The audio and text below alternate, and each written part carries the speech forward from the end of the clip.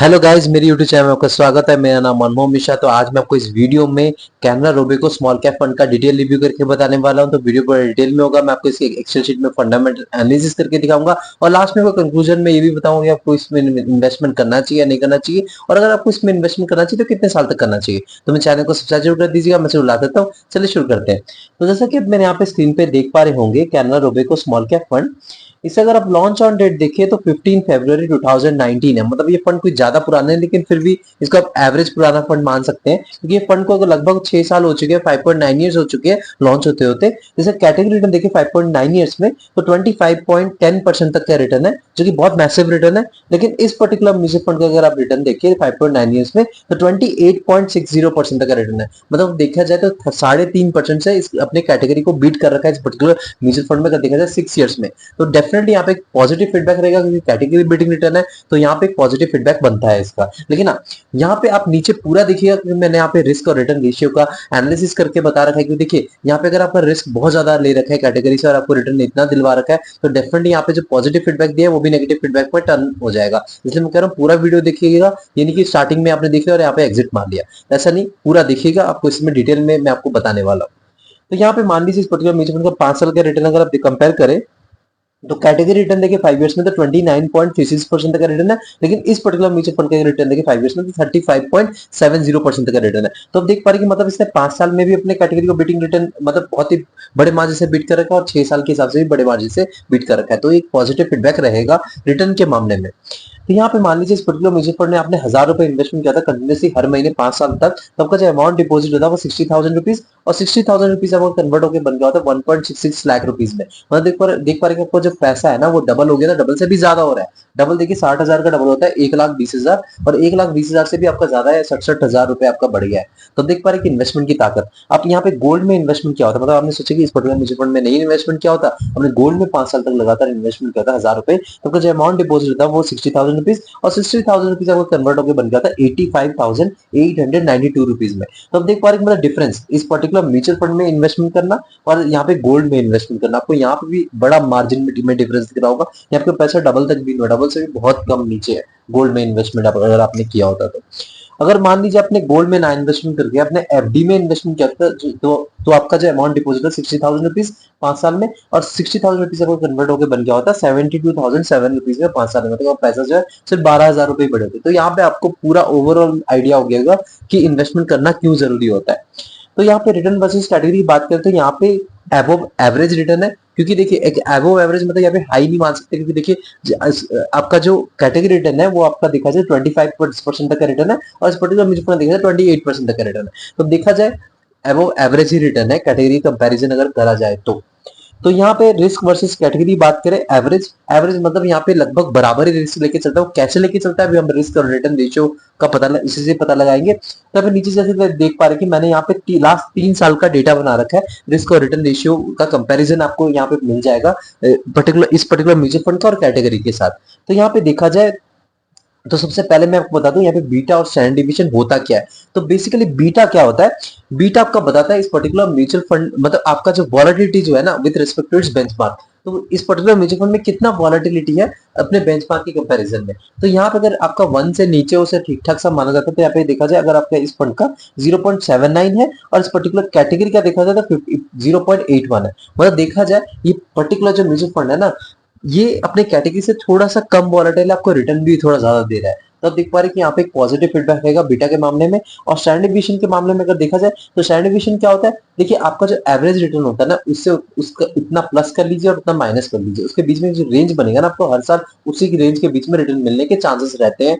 तो ये जो है स्टैंडर्ड डिवीजन आपको बताता है कि यहाँ पे थोड़ा कम हो उसको अच्छा खासा माना जाता है। तो यहाँ पे देखा जाए इस पर्टिकुलर म्यूचुअल फंड का 15.28 है और कैटेगरी का देखा जाए तो 15.53 है, मतलब कैटेगरी से थोड़ा सा कम है। मतलब यहाँ पे अगर देखा जाए ओवरऑल बीटा स्टैंडर्ड डिवीजन थोड़ा सा कम इस पर्टिकुलर म्यूचुअल फंड का है as compare to its category. आपको रिटर्न भी यहाँ पे कैटेगरी बीटिंग है, तो यहाँ पे डेफिनेटली पॉजिटिव फीडबैक रहेगा।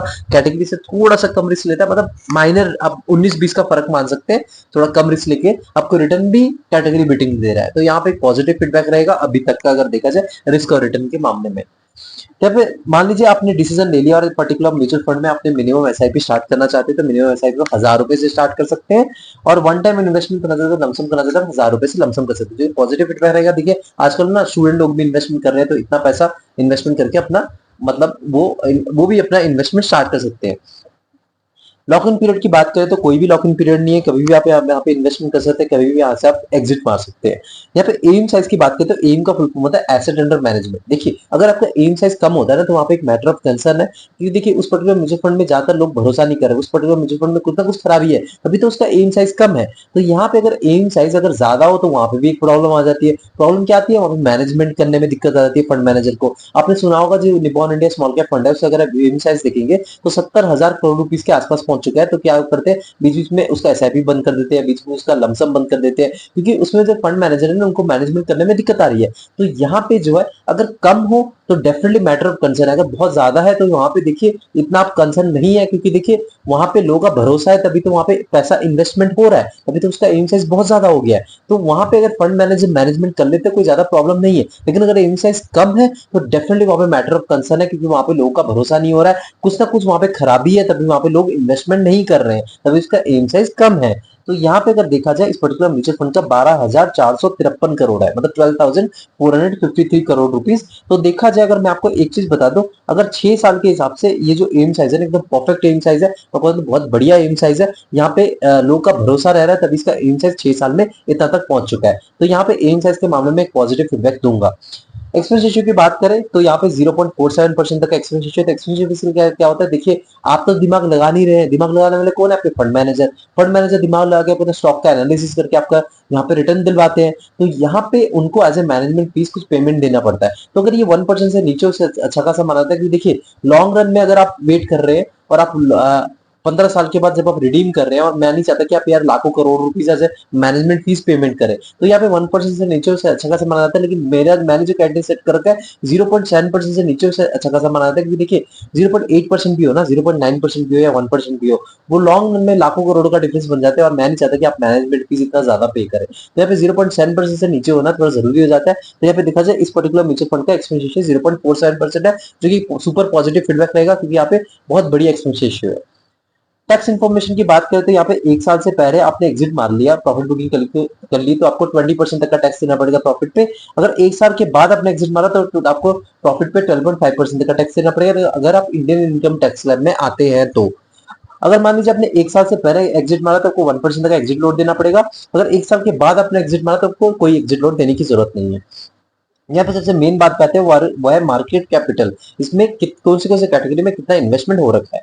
तो सबसे पहले मैं आपको बता दूं, इसका मिड कैप में 13.25% तक का इन्वेस्टमेंट मतलब एलोकेशन है। स्मॉल कैप में देखा जाए तो 71.22% तक एलोकेशन है। लार्ज कैप में देखा जाए तो 11.95% तक एलोकेशन है, और अदर्स में देखा जाए तो 3.6% तक एलोकेशन है। देखिए सेबी की गाइडलाइन के हिसाब से ना, उन्होंने कहा कि अगर आप स्मॉल कैप कैटेगरी का म्यूचुअल फंड चूज करें तो उसमें मिनिमम 66 या 68% तक का स्मॉल कैप होना जरूरी होता है। तो यहाँ पे अगर देखा जाए तो इन्होंने वो थ्रेशोल्ड को फॉलो किया, 71% तक का इन्होंने एलोकेशन स्मॉल कैप में कर रखा है, और जो बाकी है उन्होंने लार्ज कैप और मिड कैप में डाइवर्सिफाई कर रखा है। तो यहाँ पे देखा जाए तो रिस्क को मिनिमम करने की कोशिश की गई है, तभी आप देख पा रहे हैं कैटेगरी से इन्होंने इनका जो बीटा है ना वो तभी कम है, स्टैंडर्ड डिविएशन भी कम है as compare to its category. क्योंकि यहाँ पे आप देख पा रहे हैं कि जो लार्ज कैप और मिड कैप में एक बड़ा चंक इन्वेस्टमेंट हो रखा है। आप देख पा रहे हैं कि मतलब करीब करीब 13.25% तक का एलोकेशन मिड कैप पे और लार्ज कैप पे 11.95, और अदर्स में भी आप मान सकते हैं कैश और डेब्ट के फॉर्म में वो भी सेफ रहता है इन्वेस्टमेंट, वो भी आपका रिटर्न जो है स्टेबल देता है। तो यहाँ पे देखा जाए तो ओवरऑल अगर आप देखें तो 29% तक का जो एलोकेशन इनका पोर्टफोलियो में है वो मिड कैप, लार्ज कैप और डेब्ट में है। तो देखा जाए तो यहाँ पर रिस्क को थोड़ा एडजस्ट करके आपको रिटर्न देने की कोशिश करिए, तभी आप देख पा रहे हैं कि जो स्टैंडर्ड डिविएशन है और जो बीटा है इनका कम है with respect to its category, और रिटर्न भी बहुत मैसिव है। तो यहाँ पे एक परफेक्ट स्ट्रेटेजी फॉलो करी गई है इस पर्टिकुलर म्यूचुअल फंड में। मार्केट कैपिटल के मामले में आप एक पॉजिटिव फीडबैक दूंगा, क्योंकि उन्होंने रिस्क को मिनिमाइज करने की बहुत कोशिश करी। देखिए रिस्क तो रहेगा, स्मॉल कैप में आप जब इन्वेस्टमेंट करेंगे तो आप रिस्क रहेगा, लेकिन कितना जो फंड मैनेजर है वो कितना रिस्क को मिनिमाइज करके आपको रिटर्न दिलवा देता है, हमारा ये टारगेट है कि रिस्क मतलब हम रिस्क और रिटर्न का रेशियो हम इसलिए कंपेयर करें, क्योंकि वो जो कैटेगरी से है ना, उससे कम रिस्क लेके आपको रिटर्न भी कैटेगरी बेटिंग देते हैं, उसको ही परफेक्ट फंड माना जाता है। तो यहाँ पे देखा जाए तो मैं यहाँ पे एक पॉजिटिव फीडबैक दूंगा ओवरऑल के मामले में। रिस्क भी कम ले रखा है कैटेगरी से और रिटर्न भी ज्यादा दे रखा है। तो यहाँ पे मार्केट कैपिटल के मामले में भी देखा जाए, इसको एडजस्ट कर रखा है। आप देख पा रहे कि 11 मतलब 71% जो इन्होंने थ्रेशोल्ड को फॉलो कर रखा है स्मॉल कैप में एलोकेट करके। सेक्टर एलोकेशन की बात करें तो यहाँ पे इंडस्ट्रियल सेक्टर में 27.60% तक एलोकेशन है। सेकंड में देखा जाए तो फाइनेंशियल सर्विसेज में 22.28% तक एलोकेशन है। थर्ड में देखा जाए तो कंज्यूमर सेक्टर में 13.40% तक एलोकेशन है।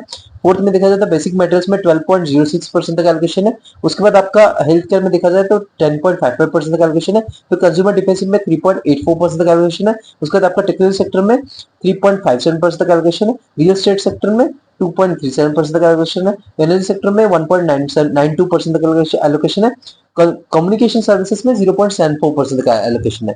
तो एलोकेशन के मामले में देखा जाए तो ऊपर के जो 5 सेक्टर्स है ना, industrial sector, financial services sector, उसके बाद कंज्यूमर साइक्लिकल, उसके बाद बेसिक मटेरियल्स और हेल्थ केयर, अगर ये जो 5 सेक्टर आपको अच्छा खासा परफॉर्मेंस देते हैं, आपको एक पर्टिकुलर म्यूचुअल फंड भी बहुत ही अच्छा खासा रिटर्न देगा। तो यहाँ पे डाइवर्सिफिकेशन के मामले में पॉजिटिव फीडबैक दूंगा, क्योंकि यहाँ पे इनका कॉन्सेंट्रेशन जो है ना एक पर्टिकुलर सेक्टर में हाई नहीं है। इन्होंने प्रॉपरली डाइवर्सिफाई करके इन्वेस्टमेंट कर रखा है। तो यहाँ पे मैं पॉजिटिव फीडबैक दूंगा सेक्टरल एलोकेशन के मामले में।